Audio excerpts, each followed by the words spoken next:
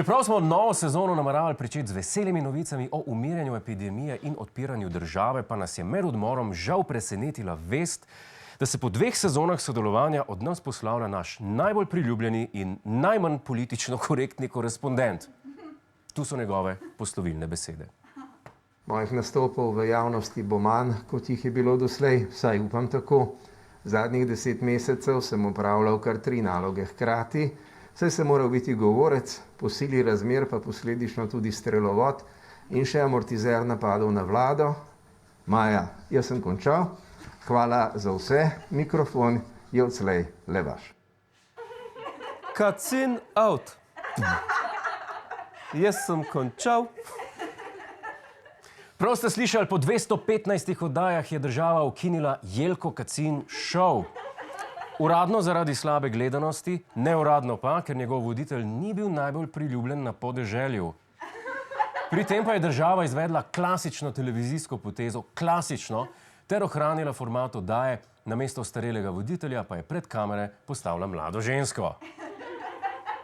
Kako originalno.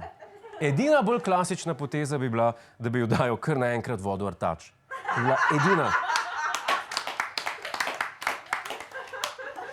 Dajmo pogledati, kako spektakularno se povezovanja novinarskih konferenc loteva nov obraz epidemije, Maja Bratuša.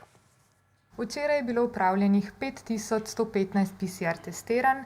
Današnji podatki so nekoliko manj spodbudni, kot so bili podatki v zadnjih dneh. Tudi danes močno izstopa Koper, kjer so potrdili 66 novih okužb. Toliko zaenkrat, nasvidenje. A to je to?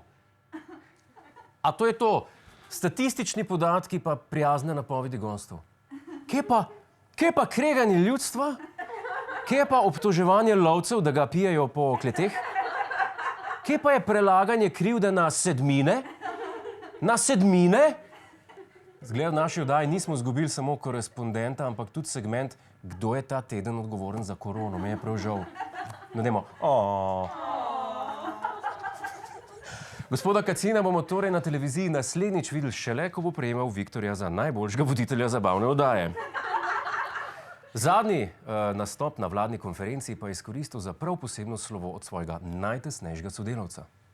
Posebna zahvala pa gre doktorju Milanu Kreku za polno sodelovanje z njimi in zlasti za vsakonočno izmenjavo podatkov, gradiv, ocen, grafov in pogledov tam med polnočjo in 2. uro zjutraj.